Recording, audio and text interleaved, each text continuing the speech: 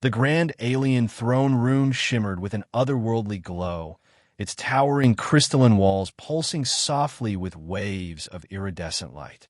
Strange, floating orbs hovered in the air, shifting colors as if responding to the energy in the room.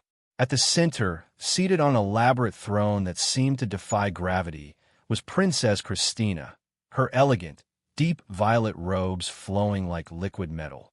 Her piercing, luminescent eyes narrowed at the man standing before her. Douglas, a human scientist and explorer, wiped a bead of sweat from his brow. He had faced many challenges in his interstellar travels, but nothing had prepared him for this. Defending the biological reality of human reproduction to an alien princess who refused to believe it. Christina scoffed, rising gracefully from her throne. "So, let me get this straight, Douglas of Earth," she said, her voice carrying the weight of undeniable authority. "You claim that your species does not follow a proper reproductive cycle, that you can procreate at any time of the year." Douglas adjusted his collar, sensing the eyes of the entire alien court drilling into him. "Oh, well, yes. Humans don't have a specific mating season. We can." "Lies." Christina's voice rang through the chamber, causing the floating orbs to flicker violently. The gathered alien nobles gasped in collective shock, a few clutching their chests as if Douglas had uttered something obscene. Douglas held up his hands in defense. "It's not a lie. It's just how human biology works. Unlike many other species, our reproduction isn't tied to seasons or environmental triggers." Christina crossed her arms, her expression a mix of skepticism and disgust. "So, you expect me to believe that your kind just randomly decides when to breed? Like some sort of biological anarchy?" I wouldn't call it anarchy exactly." "Then what would you call it? Chaos? Instinct run amok? A species-wide lack of self-control?" She shook her head, turning to her advisors. "This is absurd. Every civilized species has a proper mating season. This Earthling is clearly fabricating nonsense to make his kind sound special." Douglas sighed, realizing this conversation was going to be much harder than he expected. "Look, I can prove it." Christina's eyes gleamed with challenge. "Oh, very well then. Prove it." The alien court fell into an expectant hush. The fate of human credibility rested on Douglas's next words. Douglas swallowed hard, feeling the weight of dozens of alien eyes locked onto him. He had given scientific presentations before, spoken in front of esteemed Earth scholars, but this was different. This wasn't just a debate. This was a royal interrogation. Christina took a slow, deliberate step forward, the flowing material of her robes shimmering like liquid stardust. "If what you say is true, then surely you have evidence. I assume your kind is not foolish enough to make such wild claims without data to back them up." Douglas straightened his posture, trying to project confidence. "Of course, we have evidence. Human birth records, medical studies, biological data." Christina raised a hand, silencing him with a mere flick of her fingers. "Spare me your earthling science. Anyone can fabricate records." Her eyes narrowed, sharp and calculating. "I require real proof." The alien nobles murmured among themselves, their expressions ranging from curiosity to outright disbelief. One of them, an elder with translucent, jellyfish-like tendrils for hair, leaned forward. "Princess Christina speaks the truth," he intoned. "No species in recorded galactic history reproduces so recklessly. It is unnatural." Another noble, a tall being with emerald skin and 4 luminous eyes, added, "Perhaps this Douglas is simply an outlier of his species. A biological defect." Douglas's jaw dropped. "I'm not a biological defect." The court erupted in shocked whispers. Christina smirked. "Then I suggest you prove your claim before I declare this entire discussion a farce." Douglas sighed, rubbing his temples. Okay, I get it. You need undeniable proof." He took a deep breath. "Fine. How would you like me to prove it?" Christina's smirk widened. "I was hoping you'd ask." She turned toward one of her advisors. "Summon the royal biologist. We shall put this human's claim to the test." Douglas blinked. "Wait, test?" Christina's glowing eyes locked onto his. Yes, Douglas. You will demonstrate this so-called year-round breeding ability right here in my court. The chamber fell into dead silence. Douglas paled. I beg your pardon? The silence in the throne room was so absolute that Douglas swore he could hear the faint hum of the floating orbs above. His face burned with embarrassment as Christina stood tall, arms folded, watching him with a mixture of amusement and skepticism. I'm sorry, could you repeat that? Douglas finally managed, shifting on his feet as the weight of the princess's words settled in. Christina raised an elegant brow. I said you will demonstrate this year-round breeding ability right here in my court. A ripple of gasps spread through the gathered nobles like a stone dropped into water.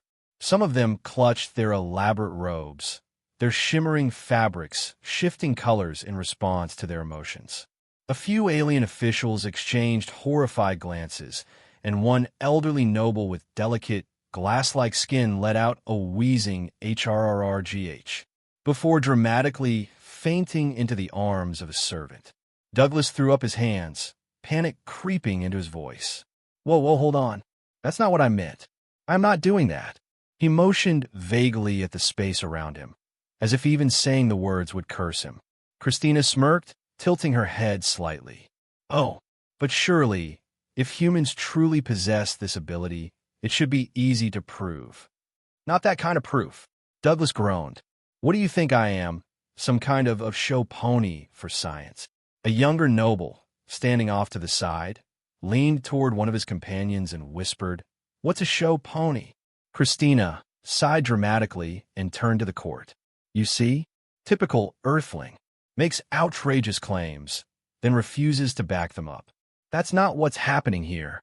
Douglas interjected. I can prove it. Just not in the insanely awkward and wildly inappropriate way you're suggesting. The princess draped herself lazily back on her throne, resting her chin on one hand. A shame. It would have been most enlightening. A small, four-armed alien scientist, standing near the base of the throne, cleared their throat with a noise that sounded like a cross between a squeak and a hiccup. If I may, your majesty, there are less, indecent ways to confirm his claim. Christina waved a dismissive hand. Oh, very well, Dr. XYPH. Let's hear it. XYPH adjusted their thick, circular glasses, their large black eyes blinking in excitement. We could, for instance, analyze historical birth data from Earth. If humans truly reproduce year-round, there should be no discernible pattern of seasonality in their birth rates. Christina scoffed. That's boring. Douglas exhaled in relief. No, I like boring. Let's go with boring. XYPH ignored them both, continuing, Alternatively, we could interview a variety of humans across different environments and time periods. If they all confirm this so-called constant breeding capability, it would further support his claim. Douglas nodded enthusiastically. Yes, great idea. Let's do that instead. Christina leaned back, considering it for a moment. Then, with a mischievous glint in her eye, she snapped her fingers. Fine. We shall summon Earth's historical birth records. And, just for fun, let's gather random human testimonies as well. A murmur of agreement spread through the room. XYPH eagerly scurried away, presumably to retrieve the necessary data. Meanwhile, Christina tapped a glowing symbol on the armrest of her throne, activating a shimmering, translucent interface. Let's see, she mused, flicking through data streams with a flick of her fingers. Which humans should we summon for questioning? Douglas frowned. Wait, summon? What do you mean by? A high-pitched whooshing sound filled the chamber, and before Douglas could even finish his sentence, 3 glowing energy portals blinked into existence before the throne. Then, with a flump, 3 very confused-looking humans materialized out of nowhere. Douglas's stomach dropped. Oh, you didn't? Christina grinned. Oh, I did. The first human, a frazzled-looking middle-aged woman, blinked rapidly as she clutched a half-eaten sandwich. Where am I? What the? The second, a young man in workout gear, pulled his earbuds out, looking around wildly. Yo, what the hell? I was just at the gym. The third, an elderly grandfather, adjusted his glasses, and squinted at the aliens. Huh, this ain't the post office. Douglas groaned, rubbing his temples.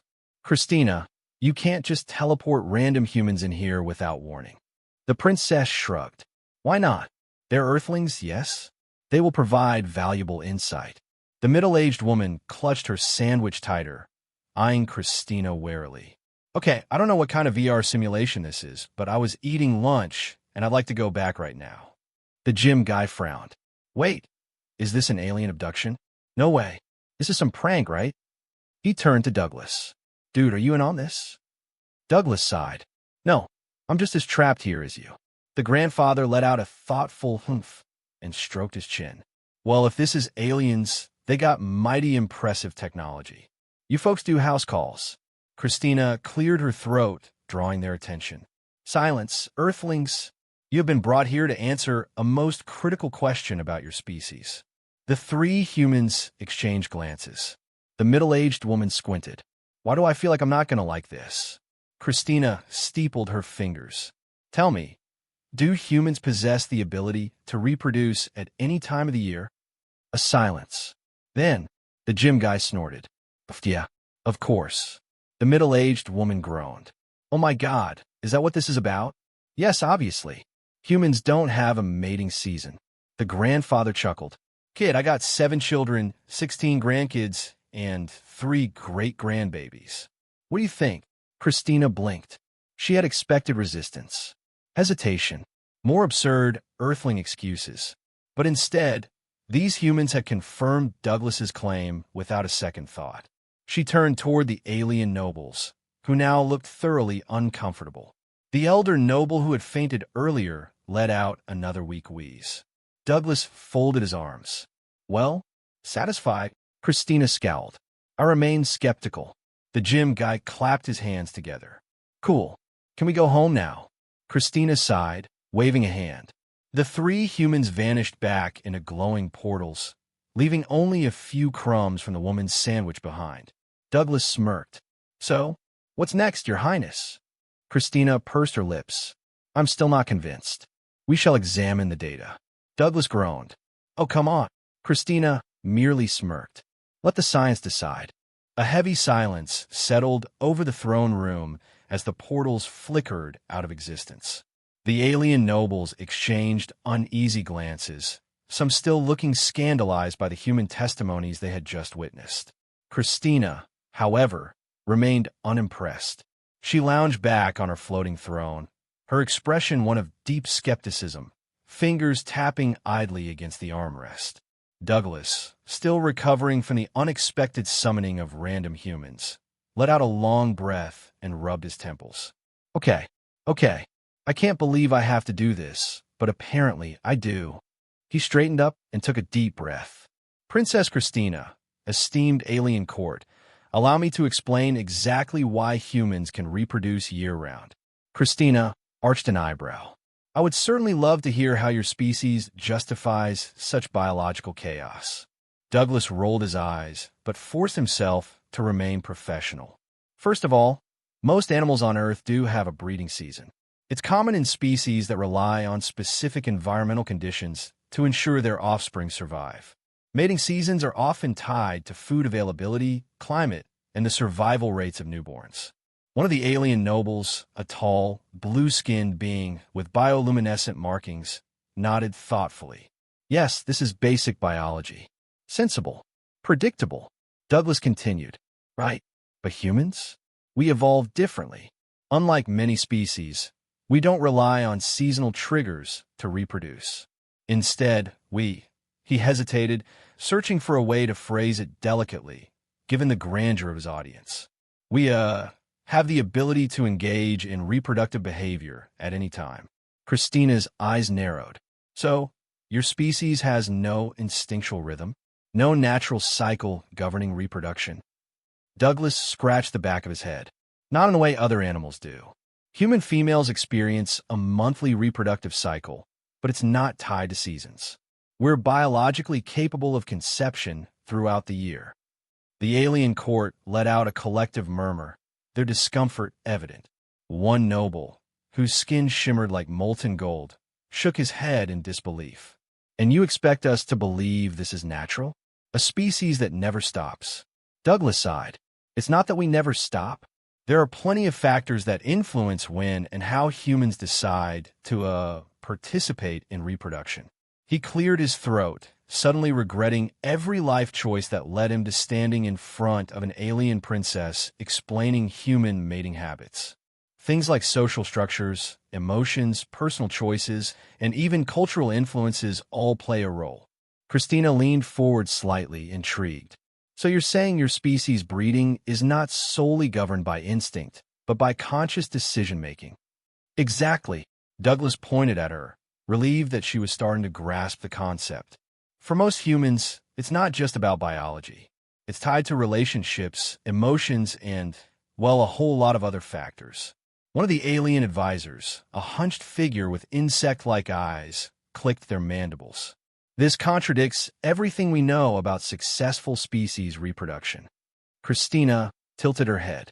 Indeed, if humans do not follow a set biological pattern, how does your species ensure its survival? How have you not gone extinct due to sheer lack of coordination? Douglas smirked. Well, given that there are currently over 8 billion of us on Earth, I'd say we're doing just fine in the survival department. The room fell silent.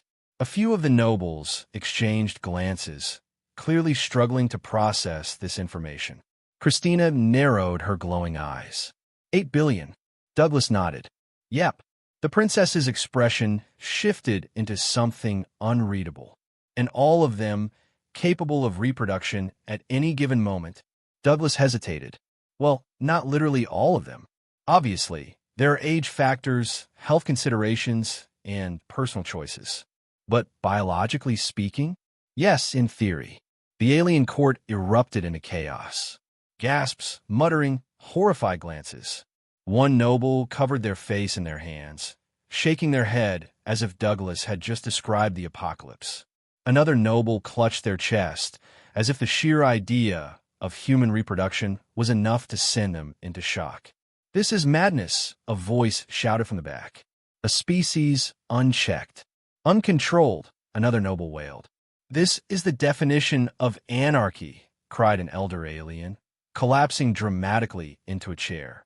Christina, to her credit, remained composed, though her eyes flickered with something between fascination and horror. So, your kind is just constantly populating the planet? Douglas opened his mouth, then closed it. Well, not constantly. People don't just have kids all the time. There's planning involved, family structures, societal norms. He sighed.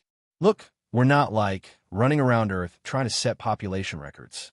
It's just our biology allows it. That's all. The princess exhaled slowly. Tell me, Douglas, what would happen if your species were not intelligent enough to control itself? If you operated solely on biological impulse? Douglas frowned. I guess we'd have an extreme overpopulation crisis. Christina nodded, leaning back in her throne. Precisely. Your species is a dangerous paradox. You have no natural constraints, no enforced cycles, and yet, somehow, you have not wiped yourselves out. Douglas hesitated before shrugging. Humans are weird, I guess. Christina studied him for a long moment. Then, to his surprise, a small, amused smile tugged at the corners of her lips. That is perhaps the first true statement you have made. Douglas couldn't help but chuckle. Glad we're making progress. The murmuring among the nobles had not died down. Some of them were furiously debating, others shaking their heads in disbelief. One noble, his skin rippling like liquid metal, turned to Christina and spoke in a hushed but urgent tone. Your Majesty, if these claims are true, we must consider the implications. A species with this level of reproductive ability could disrupt entire galactic ecosystems if introduced carelessly. Christina drummed her fingers on her throne, considering this. Yes, the potential consequences are indeed concerning. She turned to Douglas. Tell me, Earthling, has your species ever attempted to colonize beyond your home planet? Douglas felt the mood shift instantly. The air in the room seemed to tighten, and every alien in the court suddenly fell silent, watching him with cautious, unreadable expressions. He hesitated. Well, technically we've sent probes and a few people to the moon and Mars, but we're not exactly galactic conquerors. Christina's gaze lingered on him, as if she were weighing his words. Interesting. The silence stretched for a moment longer before Christina finally rose from her throne. I will admit, Douglas, that your explanation was informative. However, I remain unconvinced. We require further proof. Douglas groaned. Seriously?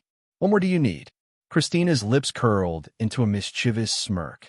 Oh, nothing too demanding. Just a controlled experiment. Douglas paled. That sounds extremely demanding. The princess only smiled. Summon the royal biologist. It's time to put this earthling's claims to the ultimate test. Douglas sighed, already regretting his entire existence. Douglas had been in some strange situations before, getting lost in an alien jungle, nearly suffocating on a space station with failing oxygen, once even having to talk his way out of being eaten by a species that mistook him for an exotic delicacy. But this? Standing in the middle of an alien court, being told that his species' entire reproductive credibility was about to be put through a controlled experiment? Yeah, this was easily top 5. He cleared his throat and shifted uncomfortably as Princess Christina's glowing eyes remained locked on him, her smirk only growing. Okay, let's just back up a second here, Douglas said, holding up his hands. What exactly do you mean by controlled experiment? Because the way you said it makes me really nervous. Christina tilted her head innocently. Why? Exactly. Does that make you nervous, Douglas? Are you hiding something? Douglas threw up his arms. Oh, come on. I just don't like the idea of getting poked and prodded by an alien scientist over this. At that moment, a circular door near the side of the throne room slid open with a soft hiss, and a short, four-armed alien scurried inside. It was Dr. XYPH, the royal biologist. Their body was covered in a sleek, bioengineered exosuit, and their large, glossy black eyes blinked in rapid succession as they approached. XYPH clapped two of their hands together excitedly. Excellent. The human is ready for testing. Douglas instinctively took a step back. I never said I was ready for anything. Christina gestured toward XYPH. Doctor, our earthling friend here insists that his species is capable of unrestricted reproduction throughout the year. Naturally, I have my doubts. What do you propose as an appropriate experiment? XYPH rubbed their hands together, clearly thrilled at the opportunity to study a new species. I have many ideas. But first, we must begin with a biological scan to confirm the physical possibility of such claims. Douglas frowned. What kind of scan? Before he could get an answer, XYPH reached into their exosuit, pulled out a floating metallic orb, and flung it toward Douglas. Whoa! Douglas barely had time to react before the orb began hovering around him, emitting a soft hum as it started scanning him from head to toe. A shimmering blue light passed over his body in slow waves, and he could feel an odd tingling sensation in his skin, like standing near a static field. The alien court watched in fascinated silence. Some nobles leaned forward, curious. Others averted their eyes, as if the mere act of scanning a human was scandalous. After a few tense moments, the floating orb beeped loudly and zoomed back into XYPH's hands. The biologist blinked at the readings on their suit's display screen. Oh my! Douglas's stomach dropped. Oh my what? XYPH's four eyes widened. Fascinating. You possess constant reproductive viability. No dormant phases. No enforced cycles. Your internal hormone levels fluctuate, but they do not prevent the function of your reproductive system in any seasonal pattern. Christina scowled, crossing her arms. So his body claims to be capable. That doesn't mean his species actually follows through with it year-round. XYPH nodded eagerly. Then we must verify the pattern of human births over time. If Douglas speaks the truth, recorded data should show no seasonal spikes or reproductive clustering. Christina tapped on her throne's glowing interface, activating a massive holographic screen in the center of the chamber. Then let us summon Earth's historical birth records. A moment later, the screen filled with a dizzying amount of data, charts, graphs, and spreadsheets pulled from centuries of human civilization. XYPH's four arms flew across their hollow controls, sorting through the information at a blinding speed. Analyzing. Look at this. A graph appeared on the screen. It displayed human birth rates across different countries, spanning hundreds of years. While there were some fluctuations, there was no clear seasonal pattern. Births occurred consistently throughout the year with only minor variations. Christina's glowing eyes flickered as she examined the data. Impossible. Douglas crossed his arms. Told you. The alien nobles erupted into chaotic murmuring. Some are shaking their heads, others whispering furiously to one another. One noble, the same elder who had dramatically fainted earlier, fainted again. Christina tapped her fingers against her armrest, clearly irritated. But why? Why would evolution favor such an inefficient system? A species capable of constant reproduction seems reckless. Douglas sighed. It's not reckless. Humans evolved this way for a reason. He gestured toward the graph. We don't have a mating season because our survival strategy doesn't rely on perfectly timed births. Instead, we developed intelligence. We create stable environments for raising our young. We don't need a specific season when resources are best because we adapt. We plan. We prepare. XYPH nodded enthusiastically. Yes. A fascinating case of cognitive-driven reproduction. Most species rely on external environmental triggers, but humans use internal decision-making and societal structures to regulate birth rates. Remarkable. Christina exhaled slowly, her skeptical expression softening just slightly. So, instead of being biologically dictated by seasonal constraints, your species has entrusted the responsibility of reproduction to free will and decision-making. Douglas smirked. Now you're getting it. Christina leaned back in her throne, silent for a long moment. The nobles around her waited anxiously for her response. Finally, she spoke. This is either the most intelligent evolutionary strategy one have ever heard of, or the most dangerous. Douglas chuckled. Honestly, probably both. XYPH clapped their hands together. Your Majesty, this is a truly extraordinary discovery. We must submit a full report to the Galactic Science Council at once. This could redefine how we classify reproductive cycles across all known intelligent species.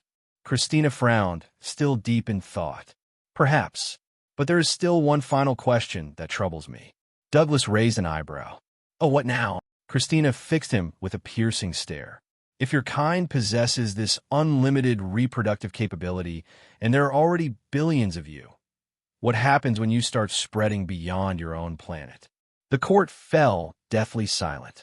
Douglas hesitated. We're still figuring that out. Christina's expression was unreadable.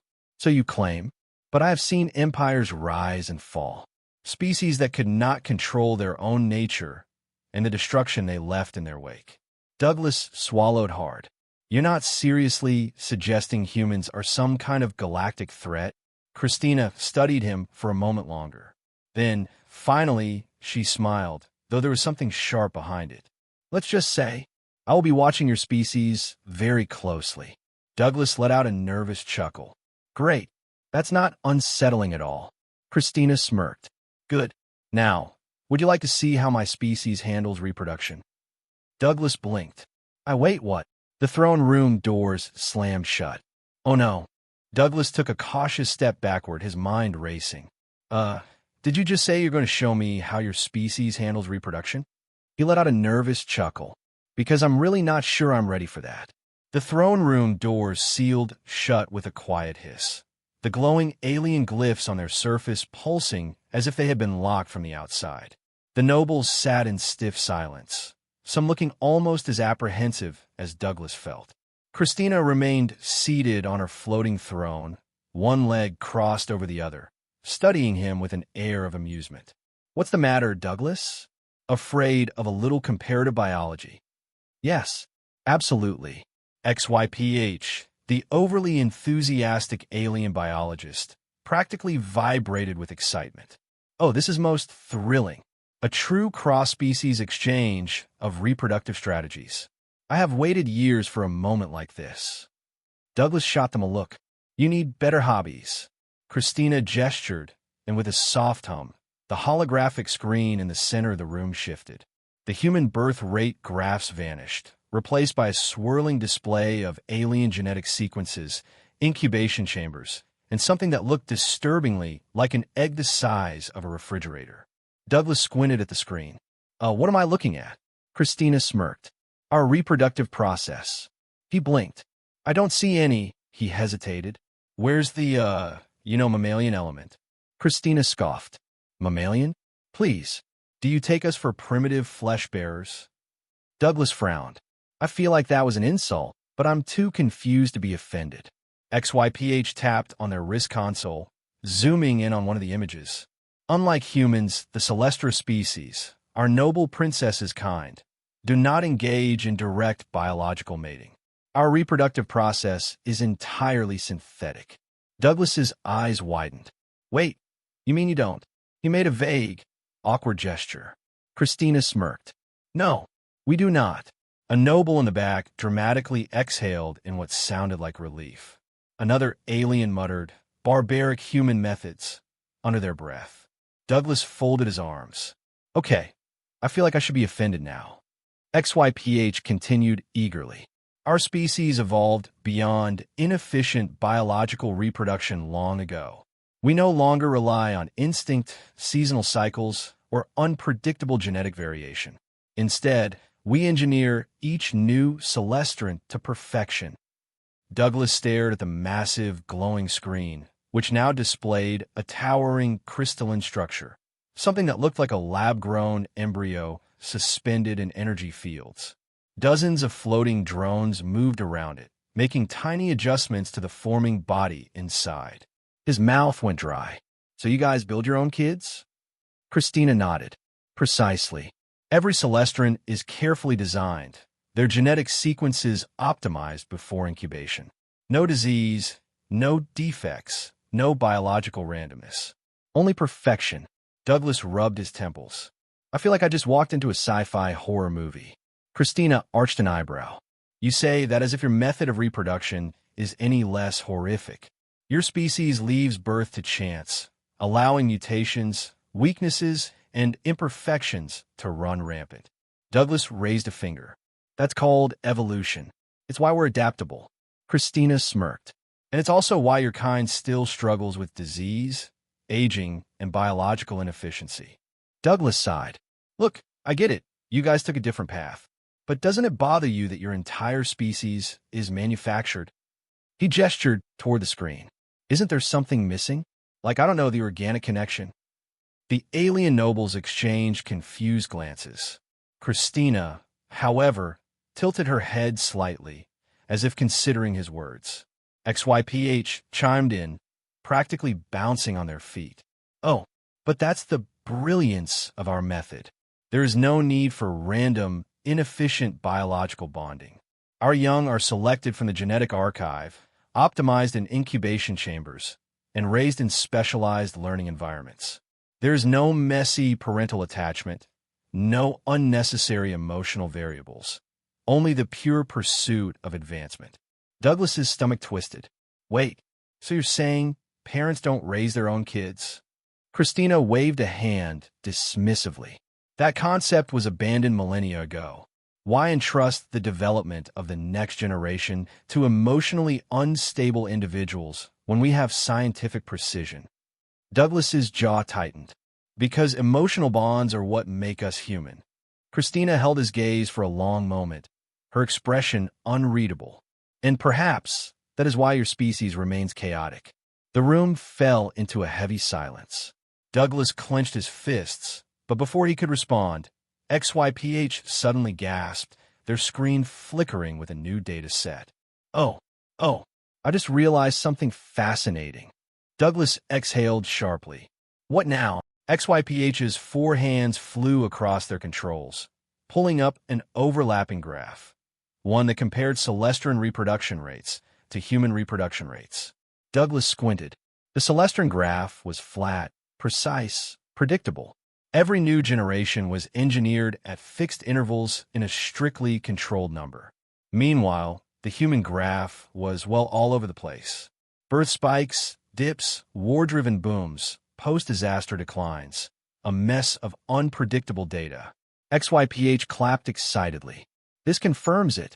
The reason Celestron civilization remains static while humanity continues to evolve at a rapid pace is directly tied to reproductive randomness. Christina frowned. Explain. XYPH gestured wildly at the human graph. Humans do not control their genetic progression. Every birth introduces new random variables, new mutations, new potential. It creates instability, yes, but also allows for rapid adaptation. Meanwhile, Celestron reproduction is fixed. We do not change. We do not evolve beyond our predetermined design. Christina's glowing eyes darkened slightly. So you're saying our perfection has made us stagnant? XYPH hesitated. Well, yes. The throne room fell silent. Douglas blinked. Wait, did I just win this argument? Christina slowly rose from her throne, her expression unreadable. The nobles around her sat stiffly, as if the very idea of Celestron stagnation was too taboo to process. Finally, she sighed. Perhaps we were too quick to dismiss human biology. Douglas smirked. You think? Christina shot him a glare. Do not push your luck, Earthling. Douglas held up his hands. Right. I'll be humble, just basking in my scientific victory. Christina rolled her eyes, but smirked despite herself. Fine. You have proven that human reproduction is not entirely barbaric. Douglas grinned. I'll take that as a win. Christina's smirk grew sharper. However, I am now far more interested in testing human adaptability on a larger scale. Douglas frowned. Wait, what does that mean? Christina's eyes glowed. Oh, nothing too extreme, she said. Just a little experiment involving the entire human species. Douglas groaned. Oh, come on. Douglas had a bad feeling about this. Christina's smirk, that knowing glint in her glowing eyes, the way the nobles all shifted in their seats as if they'd just been handed the most scandalous piece of gossip in the universe. None of it was good. Douglas crossed his arms. Okay, I don't like the way you just said experiment. Could you, I don't know, elaborate before I start panicking? Christina tapped a glowing panel on her armrest. The enormous holographic display in the center of the room shifted again. This time, it showed a detailed simulation of Earth, spinning gently in a sea of stars. Douglas swallowed. Oh, great. My planet's on the screen. That's never a good sign. XYPH practically vibrated with excitement, their four hands already manipulating the simulation. Oh, this is most thrilling. A large-scale reproductive adaptability study on an entire species. Douglas's stomach dropped. I really don't like that sentence. Christina steepled her fingers. Tell me, Douglas, how well do you think your species would cope if an outside force were to, say, alter certain variables in your reproductive patterns? Douglas stared at her. Are you threatening to mess with human reproduction? She smirked. Oh no, not threatening. I'm simply proposing a scientific inquiry. Douglas threw up his hands. Oh sure, a scientific inquiry, because historically, alien interference in human biology has always gone super well. Christina ignored his sarcasm. She gestured to XYPH, who eagerly tapped a few controls. The simulation of Earth shifted, now displaying a series of hypothetical scenarios. Douglas leaned forward, narrowing his eyes. Wait, what's that? XYPH beamed. We are running possible outcomes. If we were to, for example, slightly increase human reproductive efficiency. One of the scenarios expanded on the screen. It showed a timeline where human birth rates skyrocketed. Within a few centuries, the planet was overrun, resources depleted, massive overcrowding, social collapse. Douglas's jaw dropped. Oh my no. Nope. Bad. Shut that down. Immediately. XYPH sighed, pressing a button. Fine. That one was a bit excessive. Another simulation expanded. This time, It showed a scenario where human reproduction was severely restricted, either by biological limitation or external control. Within centuries, human numbers plummeted. Societies collapsed in the opposite direction. Douglas let out a strangled sound. That's also bad. Are you guys trying to speed run the apocalypse? Christina tapped her chin thoughtfully. So both extremes lead to collapse. Interesting. Douglas gritted his teeth. Oh yeah, super interesting. Now, maybe stop using my species as a galactic petri dish. XYPH, seemingly oblivious to Douglas's rising panic, pulled up another graph. Perhaps a more subtle approach is needed. What if we simply tweak human mating preferences? Douglas nearly choked. Excuse me. Christina raised an eyebrow. Oh, does that disturb you? Douglas glared. Yes, obviously. That is insanely unethical. Christina shrugged. And yet, humans already alter their own genetics through medicine, technology, and selective breeding of domestic species. She leaned forward. How is our experiment any different? Douglas pointed a finger at her. Because we're the ones making those choices. What you're suggesting is just biological puppeteering. Christina smirked. So humans value autonomy over efficiency. Fascinating. XYPH, still enthralled by their own research, suddenly gasped. Oh, I have a new hypothesis.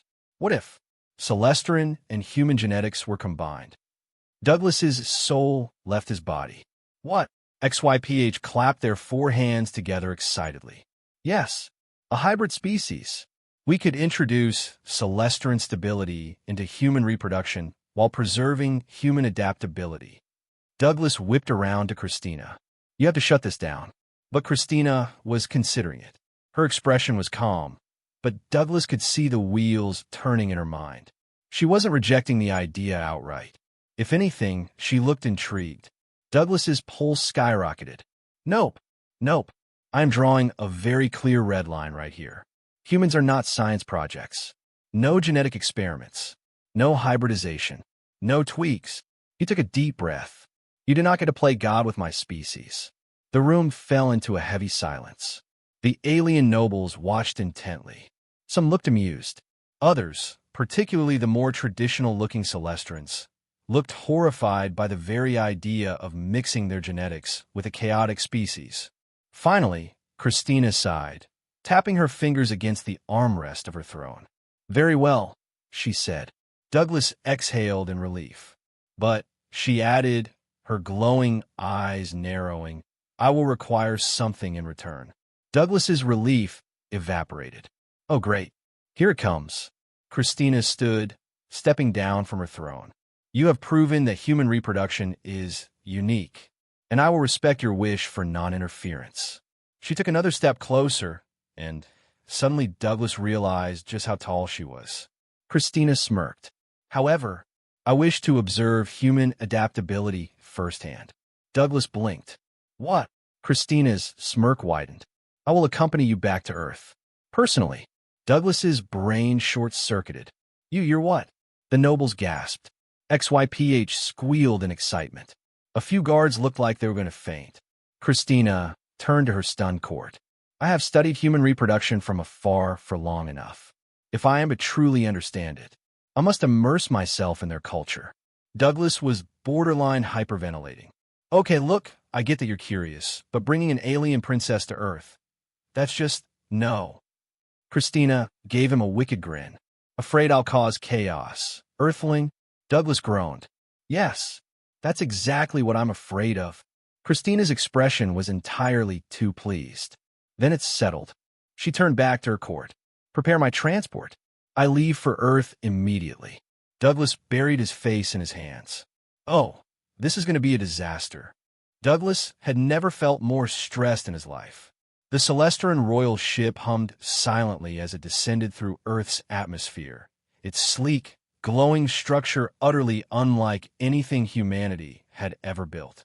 If this thing had shown up on NASA's radar, governments across the planet would have gone into full panic mode. And the worst part? Douglas was the only one who knew what was happening.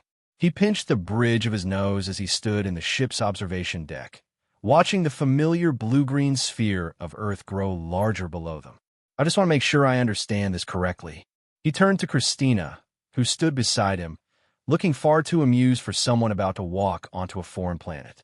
You, a literal alien princess, are about to land on Earth. Without warning, without clearance, without any sort of diplomatic protocol. Christina smirked. Correct. Douglas's eye twitched. That is the worst possible idea you could have. XYPH, who was also tagging along, happily adjusted their data pad. Oh, this is going to be fascinating. I have prepared an entire observation journal on human social structures. I even made a list of ideal breeding candidates for our dear princess to study up close. Douglas whirled around. Nope, nope, we are not doing that. Christina chuckled. Relax, Douglas. I have no intention of participating in human mating rituals. She gave him a slow, knowing smirk. Not personally, at least. Douglas groaned. I am begging you to stop talking. A soft chime echoed through the observation deck. The ship's AI announced in a calm, melodic voice. Atmospheric entry complete. Landing procedures engaged. Douglas felt his stomach lurch as the ship smoothly adjusted course. Through the massive viewing window, he saw the city skyline rushing toward them. Towering buildings, busy streets, bright neon signs glowing in the fading sunlight. They were not landing in some remote desert or unpopulated area. No, Christina had decided that the best place to begin her human immersion was right in the heart of a metropolis. Douglas's soul left his body.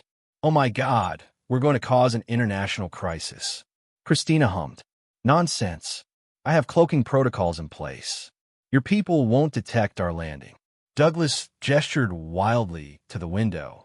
We're about to drop a giant, glowing spaceship into a city. How do you think that won't be noticed?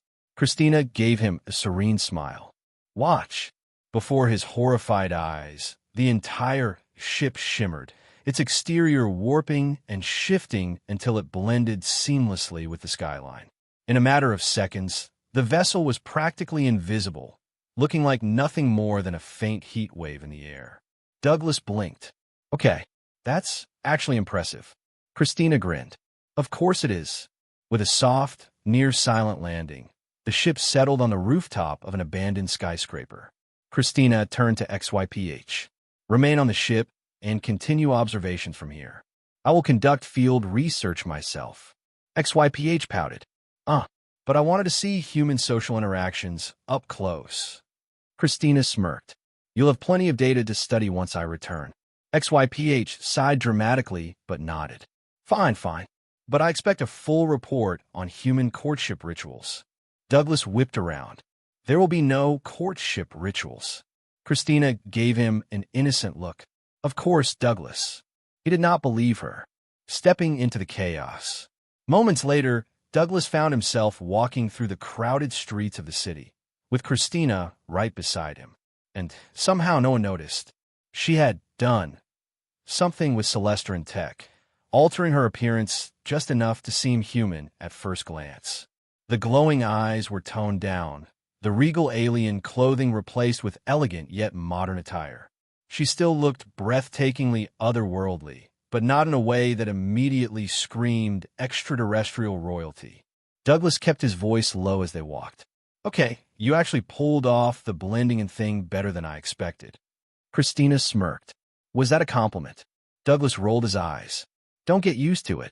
They passed through a bustling market street, filled with food vendors, neon signs, and flashing billboards. The sights, smells, and sounds of the human world swirled around them in an overwhelming rush of life. Christina tilted her head, observing the chaos with fascination. So, this is what an unregulated species looks like. Douglas sighed. It's called society. She turned to him. It's chaos. Same thing. Christina's eyes flicked across the crowd, watching a street musician play a song, observing a child running past with a half-melted ice cream, taking in the sound of laughter, arguments, conversations. Douglas saw something shift in her expression. For the first time, she looked genuinely uncertain. She murmured, almost to herself, "This is nothing like Celestra." Douglas raised an eyebrow. What? You thought Earth would be predictable? She didn't answer. Instead, she slowed her pace, watching as two young parents struggled to calm their crying toddler. The mother whispered something gentle. The father bounced the child in his arms, and after a few moments, the child calmed, curling into their embrace. Christina observed them closely. Douglas nudged her. "Something on your mind, Your Highness?" She glanced at him, then back at the family. "Finally," she said, "we do not have this." Douglas frowned. "What? Families?" Christina nodded slightly. "Not like this." Douglas watched her carefully. "And what do you think about it?" She was quiet for a long moment.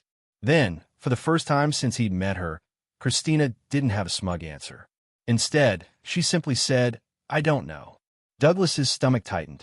Before he could say anything, a sudden commotion broke out in the distance. Shouting, people moving aside. A police drone hovered above a street corner, scanning for something. A moment later, a news alert flashed across a nearby billboard. "Unidentified energy signature detected. Possible extraterrestrial activity." Douglas paled. "Oh, you gotta be kidding me." Christina smirked. "Well, Douglas, it seems your world is not as blind as you thought." Douglas groaned. "And this is why I told you this was a terrible idea." Christina's eyes glowed, just a little brighter. "Oh, don't worry, Earthling." She stepped forward, her confidence returning. "I do believe things are about to get interesting." Douglas sighed deeply. "Yeah, that's what I'm afraid of."